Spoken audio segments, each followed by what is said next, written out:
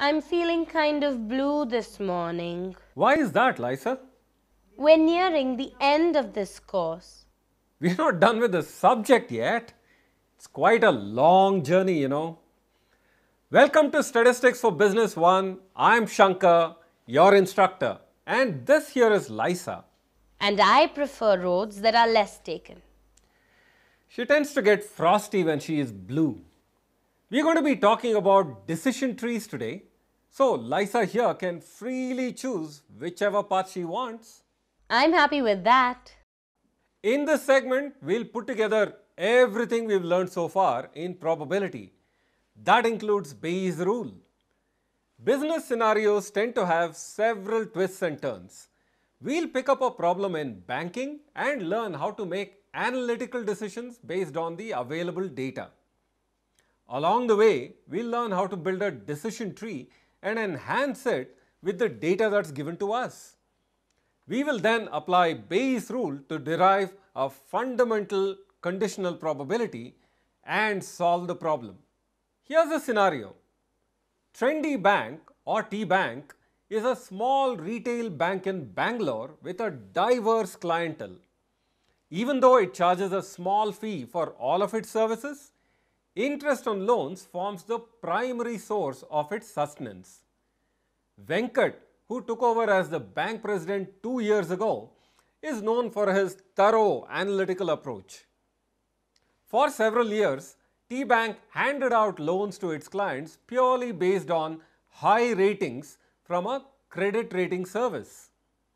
But bank managers often felt there was a disconnect between these credit ratings and the way some of their borrowers defaulted on the loans. After Venkat took over at T-Bank, he commissioned a year-long exercise. The bank ran a campaign targeted at salaried individuals and announcing attractive loans for an amount of 100,000 rupees or a little over 1500 US dollars. Let's not worry about currency units, okay? 940 clients availed of the loan, which had to be paid up in full within 1 year. The interest rate on these loans was 8% per annum, which was way less than the existing rate of 12% APR. The idea was to figure out the default rates for those who received a good score by the ratings agency. And for those with a bad score too? Precisely, Lisa, you've got the point.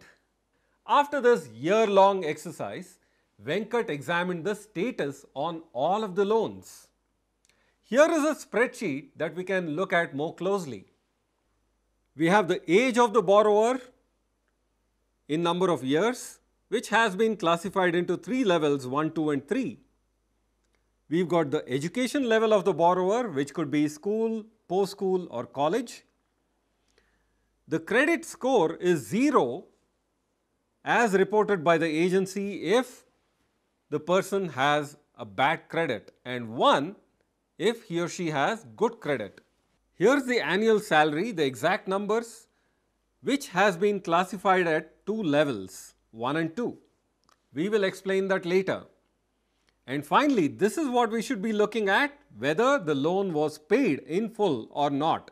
As you can see, most of them have paid, but there are a few who have not paid. We will look at them closely. There was one big question on Venkat's mind. Let me guess. How reliable are the credit ratings? Bingo! And he was surprised at what he found. 85% of the borrowers who had paid up their loans in full had a good rating. That's okay. A whopping 55% who had defaulted had also received a good rating. So how much was the T-Bank paying for these credit ratings? A steep 6,000 rupees per head, or about $100. That's per head, mind you. I bet their salary earnings had something to do with the non-payments. Right. Venkat split the borrowers into 2 camps. Level 1 for those making under 100,000 rupees a month and level 2 for over 100,000 a month. You mean their annual salaries were under or over 1.2 million? That's right, Lisa, you get my point. How did these two camps perform on payments? You're asking all the right questions. Level 1 borrowers made up 70% of the loan defaulters, but also 50% of those who paid up their loans. Interesting. How many had defaulted? About 19% in total. That's nearly 1 out of every 5. I'm curious. What did the T Bank do with them? Most of them made the initial payments. The bank then recovered as much as it could. Even then, it incurred an average loss of 5,000 rupees. Of course, the credit ratings agency was promptly informed of any of these defaults. That's a lasting penalty for the borrower. What if the bank decided not to approve the loan? Well, the money would remain parked in short-term treasury bills that guaranteed 5%. So T Bank would earn rupees 5,000 on a loan amount of rupees 100,000. Yeah, and that's not a terribly attractive proposition, right? Continuing our story, Venkat proceeded to build a decision tree based on what he thought was a good way to approach the problem. Wow, that's complicated. Just like in real life, Lisa. Let me explain the building blocks of a decision tree.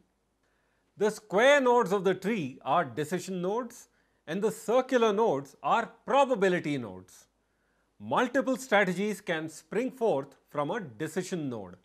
Like whether to grant a loan or do something else with the money? Right. Depending on the applicant, one of the strategies will be followed by the bank manager. Along every decision path, there may be some events that are governed by chance. Like whether or not a borrower pays up a loan. Correct. And the outcomes of these events are not equally likely in most cases. The tips of the decision tree contain payoffs from having chosen a path. So if someone failed to pay up the loan, T Bank would incur a hit of rupees 5,000. What's this risk profile on the right? Glad you asked. While dealing with decision trees, we tend to get lost in all of the numbers. The risk profile is a visual tool that helps us grasp the outcomes of a strategy. For example, R12 is a negative return value, which could alarm some decision makers. One look at the risk profile and we realize it has a low probability of happening. Let's get back to the T Bank's decision tree. The amounts in red within parentheses are losses. Now, if someone paid up in full, the bank would receive an interest amount of 8% per annum. That's a profit of rupees 8,000 on the loan. Let's keep it that way for now. There are administrative costs, but we'll skip them.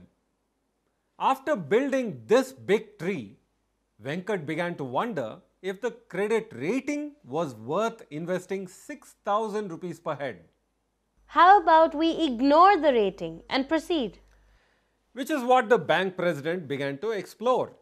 This is a far simpler tree. Based on salary levels. What we must bear in mind is that borrower behaviors are still unpredictable. They may default even if they draw a large salary. Or pay up even if they are making less. We know enough about probabilities to tackle this problem. Probably in the next segment. Probably. But at this point, I'll ask you to go ahead and try solving this miniature problem.